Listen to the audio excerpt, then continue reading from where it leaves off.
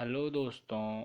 आप देख रहे हैं गॉड वर्क्स यानी परमेश्वर के काम। आज मैं आपसे बात करने वाला हूं भारत के सबसे बड़े अपोस्टल अंकुर नोड़ा जी के बारे में। ये जलंधर के पास किसी गांव में रहते थे। इनका परिवार बिजनेस करता था और ये खुद कंप्यूटर इंजीनियर थे।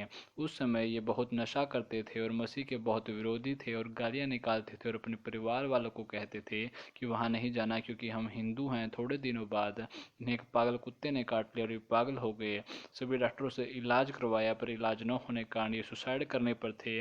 तब इन्हें एक व्यक्ति मिला जिसने इन्हें यीशु मसीह के बारे में बताया और बताया यीशु मसीह धर्म बदलने नहीं बल्कि तुझे बदलने आए हैं। और बाइबल में भी कहीं नहीं लिखा कि ईसाई धर्म कुछ है। तब इन्होंने उसे पढ़ा तो कुछ ना पाया। तब जो कुछ वे कहते हैं, जो कुछ मैंने टीवी या लोगों से सुना वो सब झूठ था। उस दिन से वो यीशु मसीह का पीछा करने लगे और पागल और बीमारी और सब चीज़ों से आज़ाद हो गए। और फिर वे कहते हैं जिसमें परमेश्वर अपनी कोड़ खींचे वही उसके पास आ सकता है। वे कहते हैं जब मैं मसीह में आया तो मेरे मन में बुरे विचार और गालियाँ निकलती थी।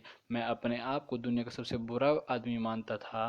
और एक दिन परमेश्वर ने अपने किसी दास के द्वारा कहा कि इससे कह दे कि मैं इससे बहुत प्यार करता हूँ। अंकुर नोड़ा जी ने कहा कि आपको गलती से ऐसा सुनाई दिया।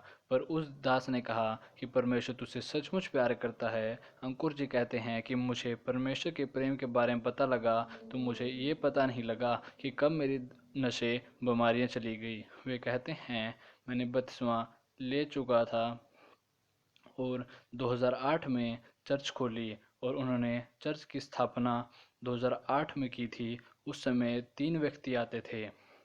उस समय जलंधर में किसी संत की हत्या हो गई और वहाँ दंगे शुरू हो गए। उन दंगों के कारण किसी ने इनके गोदाम में आग लगा दी और लाखों का सामान जल गया और वहाँ कोई फायर ब्रिगेड ना पहुँची। और वो अपनी आंखों से अपने सामान को जलते हुए देखते रहे। उनका मन बहुत दुखी था। पर परमेश्वर की आत्मा ने कहा कि सब बातें मिलकर भलाई को पैदा करती हैं। तब उन्होंने मन मारकर वो शब्द कहे कि परमेश्वर का धन्यवाद। उन्होंने 2008 में 3 लोगों से चर्च शुरू की और 2015 में 2000 हो गई और अब लाखों में हैं। आपको एक बात पता होनी चाहिए, मसीह ज़िंदगी विल पावर से नहीं चलती। इसका कहने का मतलब है इच्छा शक्ति से, बल्कि ये चलती है विश्वास, प्रार्थना और वचन और उपवास से। उन्होंने 7 से 8 घंटे प्रार्थना की और 40-40 दिन के रोज़े साल में कई बार रखे। इसलिए विश्वास रखें और बार बार सुने इसे और मसीह के वचनों को पकड़े रहें। इसलिए सुनते रहिए